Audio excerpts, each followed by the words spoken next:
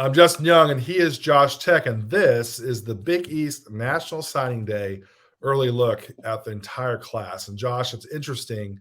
New faces in the league, but an old face or an old team that we're so used to seeing at the top, it doesn't have a guy committed to the program. So when Villanova is different, UConn is back on top. And that seems to be the theme as we open things up, as we're talking about the Big East. What's up with that? Like, it's so weird not seeing Villanova at the top. I mean, we're so used 10 years of that. I felt like they were always at the very top. But Connecticut, they've done a pretty good job. Is there a shift in power going on here? Well, I don't know if there's a permanent shift in power. I think it's just because of the coaching change right now, because you kind of see it throughout the league. You see Seton Hall's a little bit down. What's the correlation right there? Coaching change.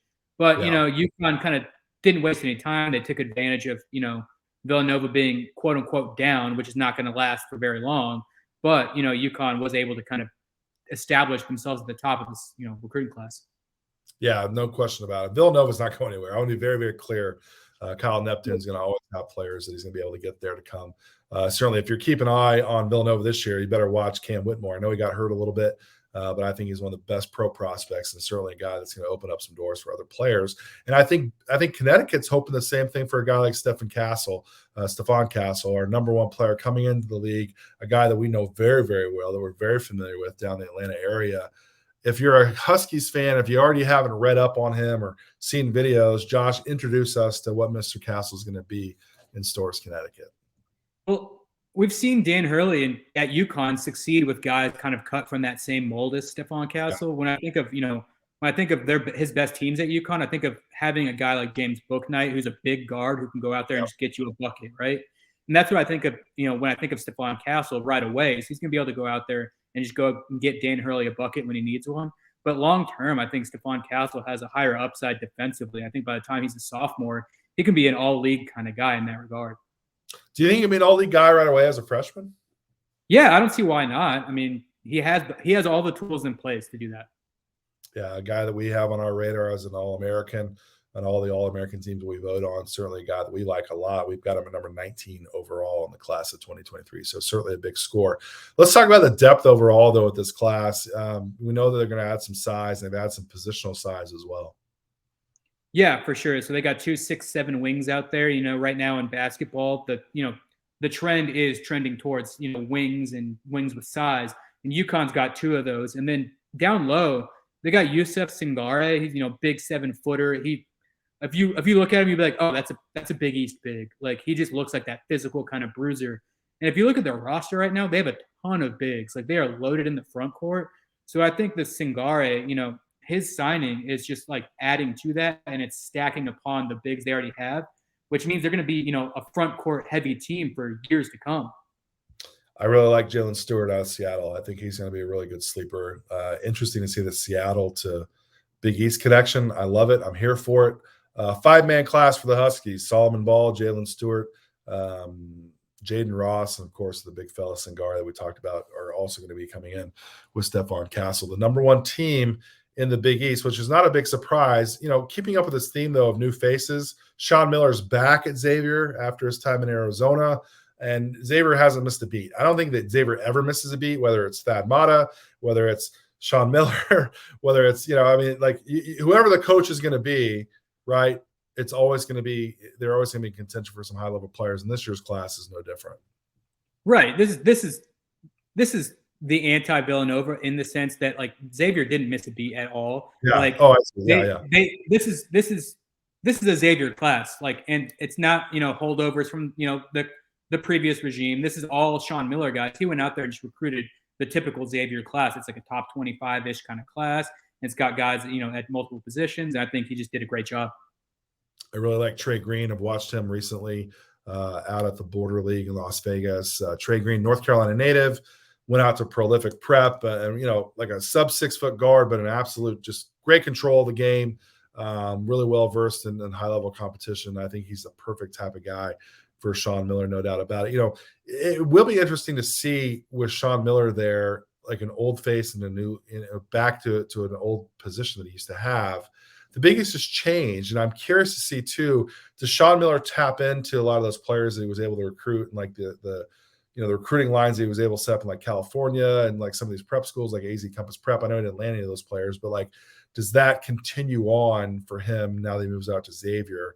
I'd be interested to see if that West Coast connection, because like if you look back at Connecticut when Jim Calhoun really had it rolling, he would go out to Connecticut or to California all the time and get players out of California. So I'm curious to see if that California to Cincinnati connection is going to be happening now for Xavier. Josh, Providence, and they got some stuff going on. Speaking of Southern California connection, all three of their guys they have committed are coming from Southern California Academy.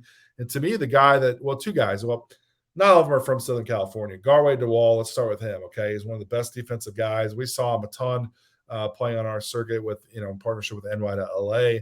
All-league guy right out of the gate on the defensive end, potentially? Absolutely. Absolutely. That's where he's going to make an impact right away for Ed Cooley and the Friars is on defense. He could be defensive player of the year as a freshman. Like, I don't think that's crazy. And I think like by the time he leaves Providence, he will have defensive player of the year honors in some regard. And I think he can do it right away. This dude didn't even play varsity basketball less than 2 years ago. Isn't that wild? That's insane because he's so advanced in all facets of the game, especially, with his motor and defense. Yeah. I mean, he'll really bug you. No doubt about it. He'll give you a lot of headaches, a lot of heartburn too. It was really good, of course, last week or a couple of weeks ago at the Border League. A guy that I really like a lot is Drew Felder. I saw him at the Pangos All-American Festival. He was a co-MVP. I think it was from Idaho. Okay, so that Idaho to LA to Providence connection happens all the time, right? But to me, like, classic, typical. Drew Felder is to me a guy that I think has a chance to continue on. He gets better and better every time I see him. He's made substantial jumps in his skill development over the course of time. I'm looking to see, we've got him number 63 overall in the class of 2023, much higher than the entire industry. I'm very, very high on him. To me, he's a guy that I think could come in, potentially be an all-league guy as well. I love this commitment for these guys. Not a lot of bigs coming into the league this year. I think he's certainly one of the best guys that they've got overall. So Providence is a lot to like there. Who else do you like in this class for the Big East? I like Marquette. I like what Shaka Smart's done because he's played to his strengths, right? All the guys who's got committed, whether it's Trey Norman or Al Amadou, these are guys who play that Shaka Smart style of, basketball where it's tough, gritty. They're going to be in your face. They're going to go, 100% all the time. And I think that's what, when he was at Texas, he was recruiting the top talent 5-star guys, and it didn't always go well. But since he's, been back at Marquette, he's recruited those guys that he won with at VCU. And I think that this class kind of reminds me of more of those VCU kind of players than the Texas players. Stay with what you know. Stay with what you know. Exactly. Speaking of new faces and staying with what you know, Thad Matta's back. Oh, he's yeah. back. He's back at Butler. So I'm interested to see how that goes. Had a great career at Ohio State, came back to Butler where he got started. I'm curious to see like where this goes. And he's got a player though that you think that he can grow with, and really they got a steal. Is he the best steal of the entire Big East this year? Yeah, I think Finley Bizjack is definitely the steal of the class. I think, he could be a guy that when we look up and when we're doing our final 2023 rankings that we put into that top 100, he's currently outside of the top 100, but he has, all the tools, shot making, high IQ to, be a top 100 kind of guy. And what I think he's going to do for Butler, he's going to be a foundational piece that gets the Bulldogs back to that, that sustained level of success where they're always making NCAA tournaments and, making runs in the tournament and all that kind of stuff. I think he's that kind of guy that can, set them on that right foot forward back to prominence. Yeah, no doubt about it. Big time shooter, and also probably the best last name in the entire league coming in, Bizjack. Oh yeah, all league name right off the bat. Yeah, like maybe all American in the all league, the all name league. Let's talk about Georgetown for a second. Patrick Ewing. It's been an interesting run for the great New York Knicks, the alumni. I was interested to see like NBA guys. I talked to a lot of guys in the NBA, and they all say the same thing, almost not out of arrogance, but I think just more out of ignorance. I'm not saying Patrick Ewing falls in this category. I think a lot of people think, oh, well, this NBA great is just going to come in and dominate. Well, Chris Mullin did the same thing.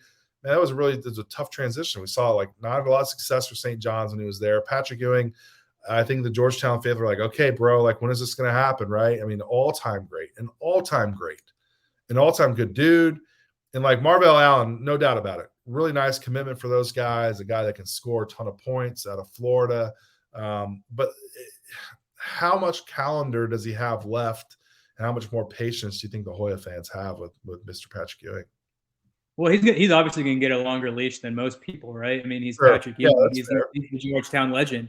And I think, I mean, if he has success with Marvell Allen, which is a guy I think you can have success with, I think that leash will be extended a little bit. But they got to give him time. They got to give Marvell some time to get in there and do his thing. But I think that Marvell is the kind of recruit that can put you back on the right track. You can balance him with the transfers that they're going to get, which we know Georgetown's going to be in the transfer market and get some good players. But we talk about this resurgence of the Big East with UConn back at the top, and a staff change at Villanova. It'd be interesting to see, does Georgetown kind of go back to their roots? Can they continue to stack up and get better? Certainly a critical year for Patrick Ewing and his staff on the court, not just on recruiting as well. Let's keep it rolling here. I'm looking at our list. A commitment that I really like is Brandon Gardner, headed to St. John's. We know Mike Anderson, same thing. Like, it's been a tough place for St. John's. Like, it's not the old St. John's, right? We've gone through so many different coaches there at St. John's. Mike Anderson's had some success, got some good players there. But I'm wondering, like, can Brandon Gardner be a player that can step in there and play that style that Mark Anderson likes to play? I think so. Southern guy. I think so for sure. I love that fit. I think, Mike Anderson wants to play that, 94 feet of hell or whatever, 40 minutes of hell. That's what it was. And he's the guy that can do that because, he's athletic, he's quick, he's a great defender, he's long, he can be that physical kind of Big East style power forward. So I think that fit is perfect at St. John's. As we wrap things up here with the Big East, I want to make sure that I go on record here and say that I think Creighton is still a sleeping giant. I feel like they got something still in their recruiting back pocket. They're going to pull something off. They're going to get somebody really good coming into Creighton, a program that's no stranger to winning. I think they do a tremendous job. Obviously, we've seen with their success with the guys they've been able to develop and cultivate into pros. But, yeah, interesting time for the Big East, no doubt about it. The recruiting certainly says that. And be interested to see also who does Villanova pull off in this class, and Seton Hall too, which will change the landscape overall. This list that we have now, Josh, I have a feeling it's going to change quite a bit before it's all said and done. Absolutely. Don't count out Shaheen Holloway and the Pirates up there. I think they're going to get some stuff done really quickly. No doubt about it. Well, we appreciate you watching. We appreciate you listening. Make sure you check out all of our National Signing Day content right here on HoopSeen.com.